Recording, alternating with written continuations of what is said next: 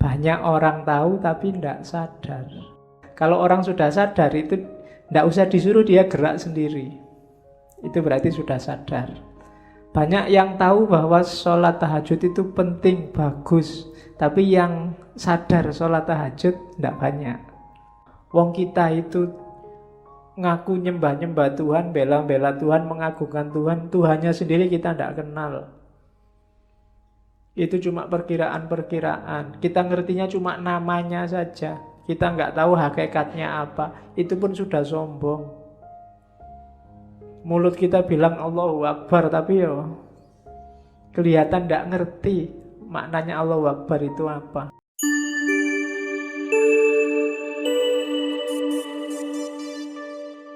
Assalamualaikum warahmatullahi wabarakatuh. Bismillahirrahmanirrahim. Alhamdulillahi rabbil alamin. Wabihi nasta'inu ala umurid dunya waddin. Allahumma sholli wa sallim wa barik ala habibina wa syafi'ina Sayyidina wa maulana Muhammadin wa ala alihi wa ashabihi wa man tabi'ahum bi ihsanin ila yaumiddin. Amma ba'du. Bismillah, mari kita lanjutkan ngaji kita. Ada beda antara tahu dan sadar. Banyak orang tahu tapi tidak sadar. Yang punya teori gini bukan ulama, tapi filosof Marxisme, namanya George Lucas. Bagi dia, meskipun konteksnya sebenarnya untuk kesadaran proletar, tapi dia punya teori, banyak orang yang hanya tahu, tapi belum sadar. Kalau orang sudah sadar itu tidak usah disuruh, dia gerak sendiri. Itu berarti sudah sadar. Banyak yang tahu bahwa sholat tahajud itu penting, bagus, tapi yang sadar sholat tahajud tidak banyak. Banyak orang tahu yang kalau baca itu penting, apalagi bagi mahasiswa, tapi yang sadar rajin baca jarang. Cuma tahu. Jadi ada jarak antara sadar dan tahu. Kalian ngaji sampai beratus-ratus seri, itu mungkin tahumu sangat banyak. Tapi kok hidupmu tidak berubah-berubah, berarti sadarnya yang kurang. Pengetahuannya numpuk di sini semua, tapi tidak ada satupun yang operatif. Maka setelah tahu harusnya sadar. Setelah sadar ada perubahan ke arah yang lebih baik. Oke. Dan itu yang nanti diserang oleh Syekh Siti Jenar, khususnya dalam hal ibadah, khususnya sholat. Dulu saya sudah ngasih beberapa pengantar seperti apa tipenya seorang Siti Jenar. Oke. Langsung saya masuk ke sini, tidak usah repot dengan siapa dia, tahun berapa lahir, aslinya dari mana, dan seterusnya. Saya mulai dari ini. Ini kalau kemarin Syekh Abdul Qadir Jailani saya banyak ngambil dari Sirrul Asrar, kali ini saya ngambilnya dari serat Syekh Siti Jenar. Kan ada serat Siti Jenar, yang di situ ceritanya nggak cuma tentang Siti Jenar, nanti ada beberapa muridnya. Oke, yang pertama, ini saya potong, apa sih basis mode keberagamaannya Siti Jenar? Ya, orang beragama kan pasti punya pola. Apa sih yang jadi pola keberagamaannya Syekh Siti Jenar?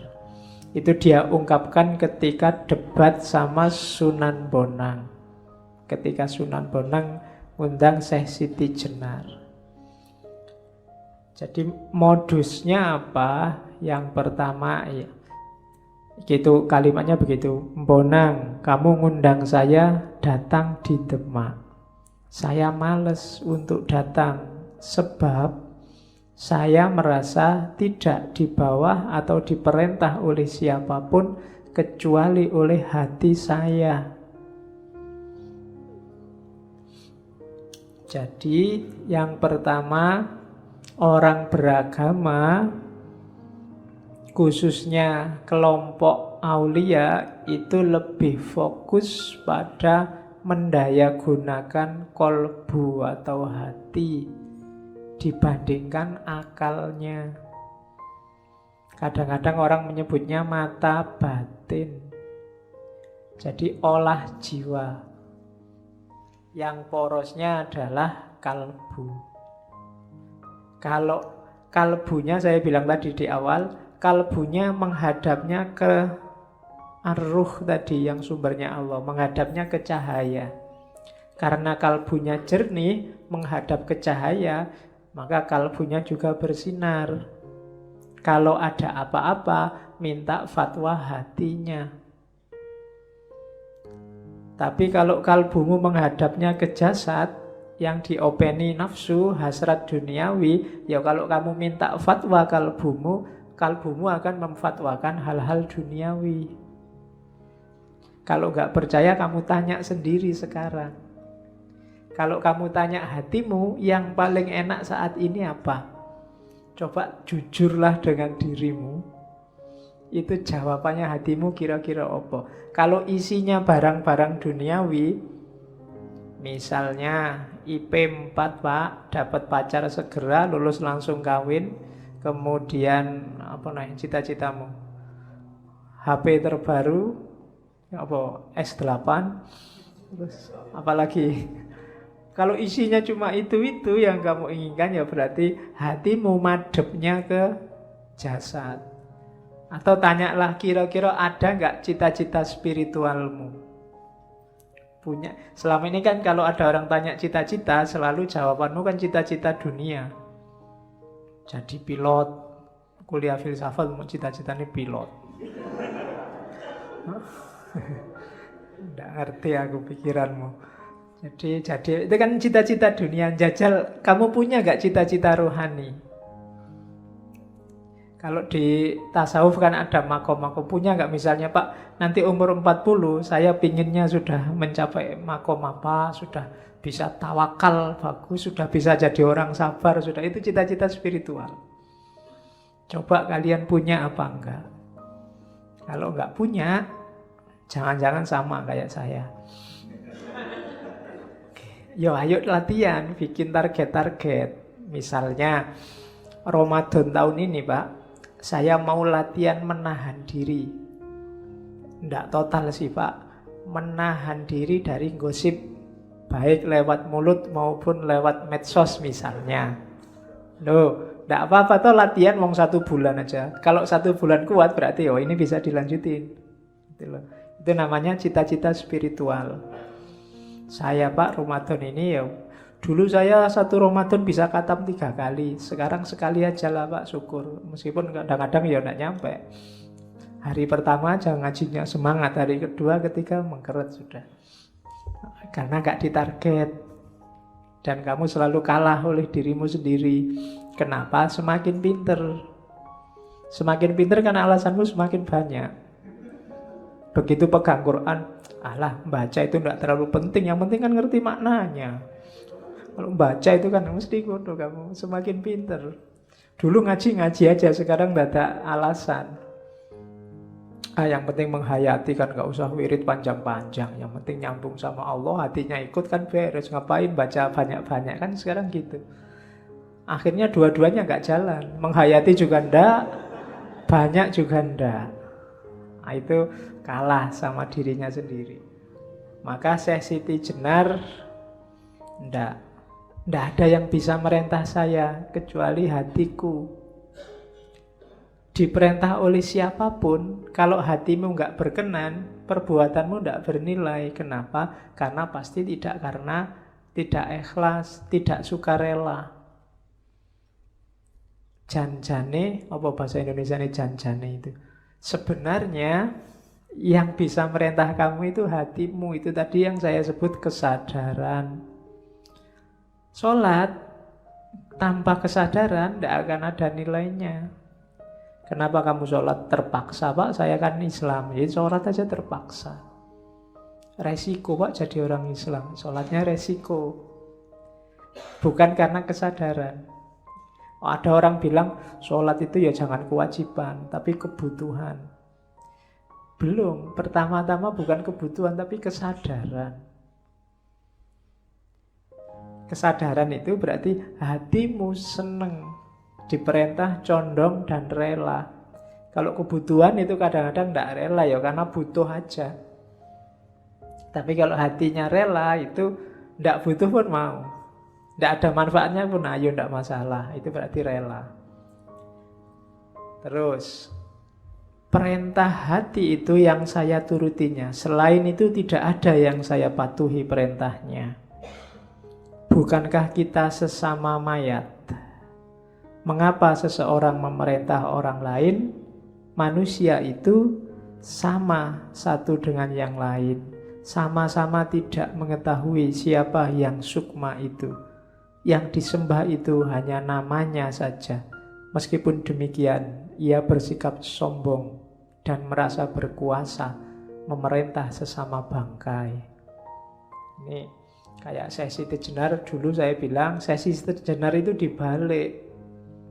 Hidup yang sejati itu besok. Hari ini itu kematian. Kesengsaraan dan kematian.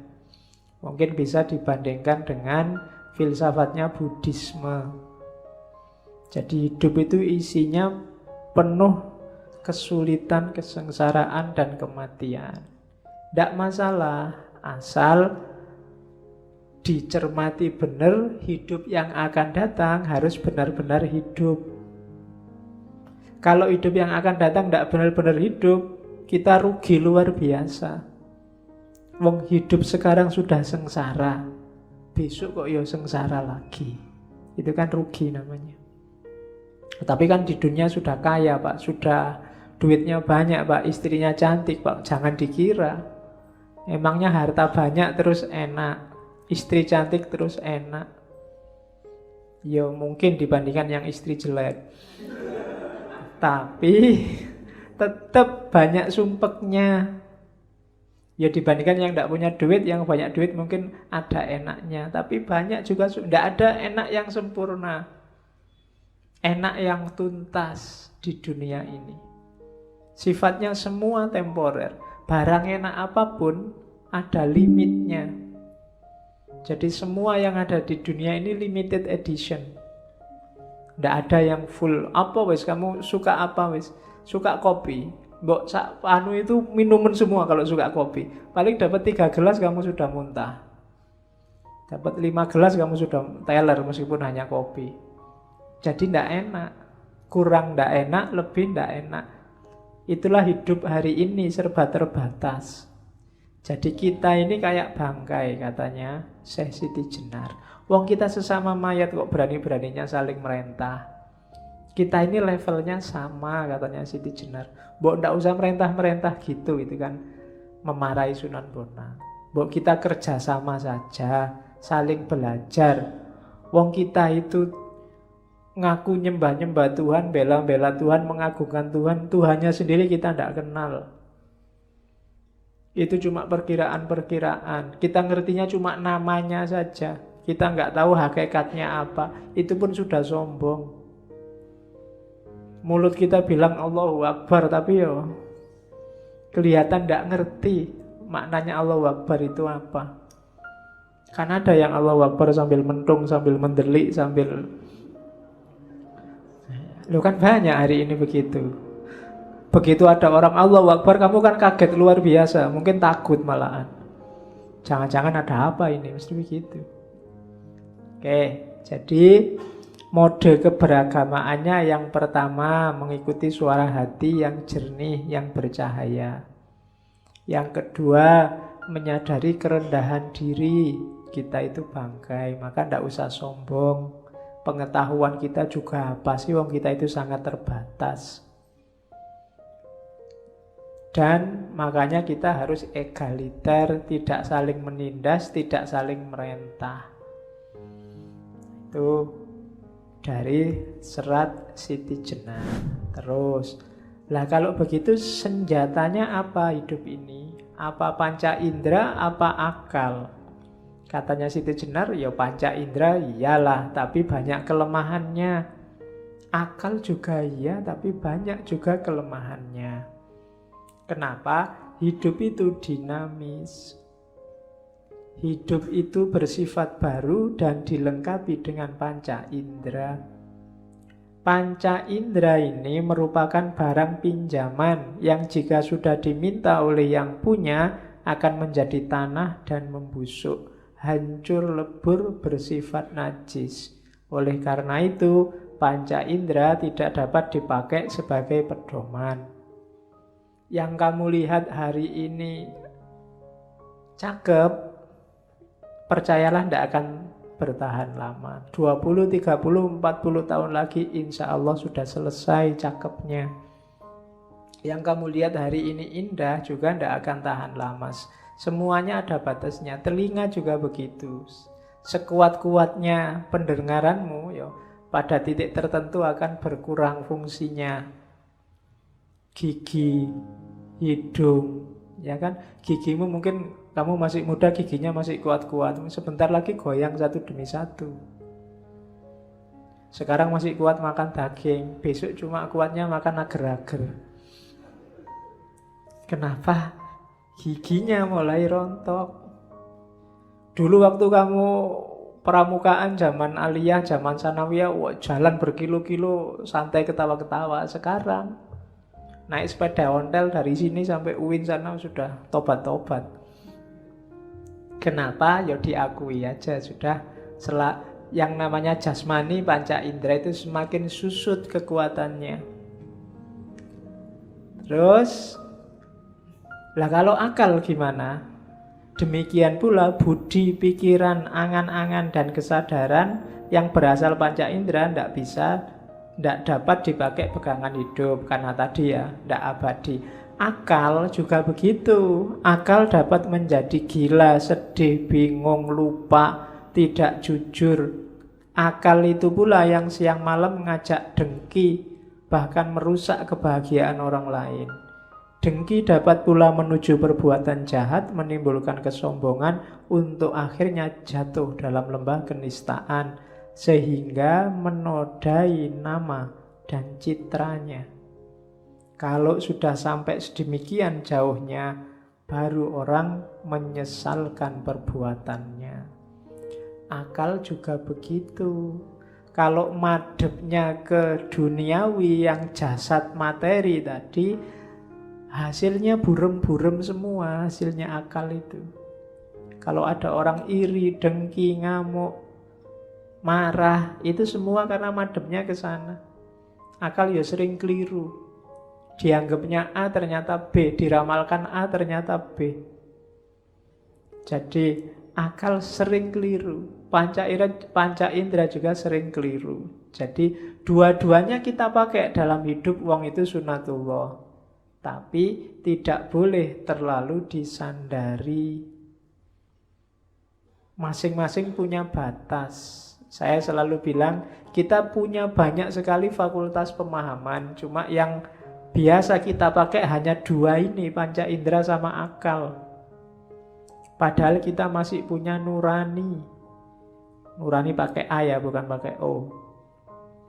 Kita kalau pakai O kan nurani. Terus ya, makanya di kantor itu ada majalah nurani itu kan. Ini majalah bahasa Indonesia apa bahasa Jawa ya? Kalau bahasa Jawa kan bacanya O. Jadinya nurani. Atau bahasa Arab. Kalau bahasa Arab nurani itu bagus, dua cahaya. Kan dua nur. Oke, terus sampai nanti mau kok sampai nurani. Pikirannya mulai ngelantur. Jadi akal tidak bisa disandari, panca indera nggak bisa disandari. Kita punya naluri, kita punya nurani, kita punya intuisi, kita punya imajinasi loh, masih banyak. Sayangnya kita tidak peka, kita nggak canggih mendaya gunakannya. Itu yang bikin kita sering keliru-keliru membaca realitas. Membaca Ahok itu harusnya pakai panca indera, pakai akal, pakai nurani, pakai naluri, pakai nas, apa pakai apa. Membaca HTI itu, yang sekarang ruwet itu, harusnya pakai hukum, apa pakai akal, apa pakai nurani, apa pakai naluri, apa pakai intuisi, apa nunggu ilham dulu, dan seterusnya. Kita tidak canggih di bidang itu. Jadi itu yang dikritik oleh Siti Jenar. Batin kita gelap karena sandarannya hanya panca indera sama akal yang orientasinya ke materi.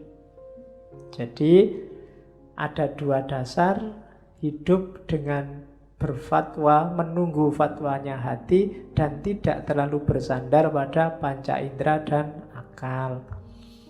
Terus, nah, kenapa sih kok syariah saja tidak cukup? Ini kalimat yang sering disalahpahami orang. Dianggapnya Syekh Siti Jenar itu tidak sholat.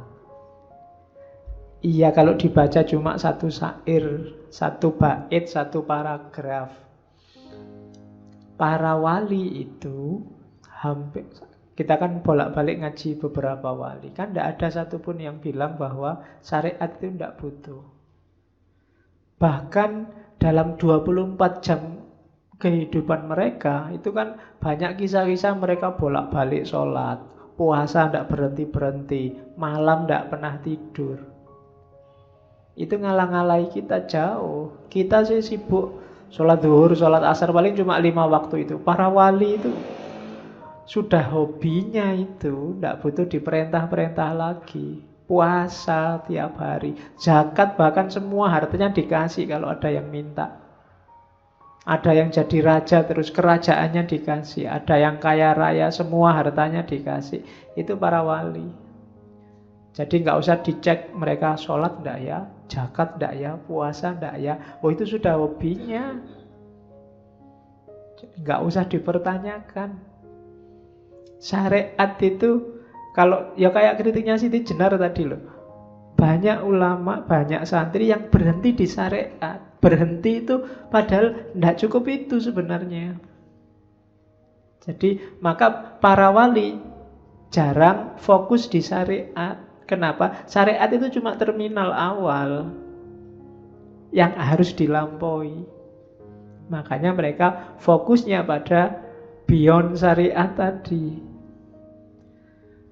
Makanya yang bercita-cita jadi wali, jangan, kenapa kok pengen jadi wali? Enak Pak, kelihatannya enggak sholat, enggak puasa. Enggak. Coba dibaca kisah para wali itu. Justru mereka suka sekali melakukan apapun yang membuat Allah berkenan, yang semakin membuat mereka dekat sama Allah. Ada yang sehari semalam sholatnya bisa ratusan ribuan rakaat. Kalau contohnya minggu lalu, Syekh Abdul Qadir Jailani. Syekh Abdul Qadir Jailani itu kelihatan tidak ada tidurnya. Kalau habis subuh, dia ngajar. Nanti sholat zuhur, habis zuhur dia buka praktek. Buka praktek dalam arti menerima tamu-tamu yang biasanya minta fatwa tentang hukum. Karena Syekh Abdul Qadir Jailani kan ahli fikih juga. Nanti habis asar sedekah, wajib itu. Habis asar apa yang dia punya diserahkan pada fakir miskin sebagian. Nanti maghrib makan. Kenapa? Karena buka puasa. Jadi maghrib makan, dan cirinya tidak pernah mau makan sendirian, mesti nyari teman. Bedanya kita kalau mau makan enak sembunyi-sembunyi. Kecuali tidak punya duit buat ke warung, baru nyari teman. Kalau Syekh Abdul Qadir Jailani tidak pernah makan sendirian, selalu nyari teman. Nanti isya sholat, habis isya ngajar lagi yang biasa ceramah banyak orang itu. Setelah itu ya sudah asik sama Allah. Yang diceritakan Syekh Abdul Qadir Jailani ya kebiasaannya satu malam khatam Al-Quran sekali. Dan sering-sering wudunya sholat isya itu belum batal sampai sholat subuh. Itu Syekh Abdul Qadir Jailani. Kalau kita kan juga sering begitu, cuma subuhnya jam 4:15, terus isya-nya jam 4 pas. Iya, karena ketiduran. Oke. Nah, ini loh kritiknya Syekh Siti Jenar. Yang kesinggung jangan marah. Kan sekarang banyak orang marah-marah. Katanya Syekh Siti Jenar gini, syahadat, sholat, puasa itu sesuatu yang tidak diinginkan, jadi tidak perlu. Ini kalimat ini trik. Siapa yang tidak menginginkan? Kita. Kita itu diperintahkan kelihatannya berat. Kalau ada bonus seneng. Ya kan? Ini boleh dijamak ya Pak? Boleh dikosor? Boleh. Wah lumayan. Itu kan alamat masih beban luar biasa. Lagi enak-enak nongkrong, adzan. Aduh, lagi asik ngobrol, adzan. Ya kan? Kayak beban luar biasa. Lagi asik, sebentar ya, sholat dulu ya. Pokoknya sholat itu kayak beban luar biasa. Nanti sholatnya di mana ya? Susah sekali. Selalu ribut dengan sholat. Itu menunjukkan sholatnya masih beban. Bukan kegembiraan. Jadi sholat diakui atau tidak, jangan-jangan tidak kita inginkan. Puasa kan juga begitu. Seandainya hari ini turun ayat Ramadan itu boleh puasa dan boleh nggak puasa, insya Allah kita tidak akan 30 hari puasa. Sesuatu yang tidak inginkan. Dan sesuatu yang tidak kita inginkan itu berarti kita tidak rela, tidak ikhlas. Jadi tidak perlu. Banyak loh ayat yang bunyinya begini.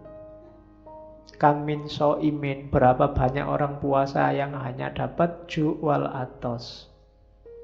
Dia nggak dapat apa-apa, cuma dapat lapar dan haus saja. Itu bahasa Siti Jenar. Jadi tidak perlu ngapain lapar-lapar nggak dapat apa-apa.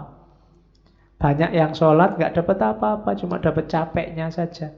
Beberapa hadis ada yang bunyinya semacam itu. Itu sebenarnya senada dengan kalimat ini.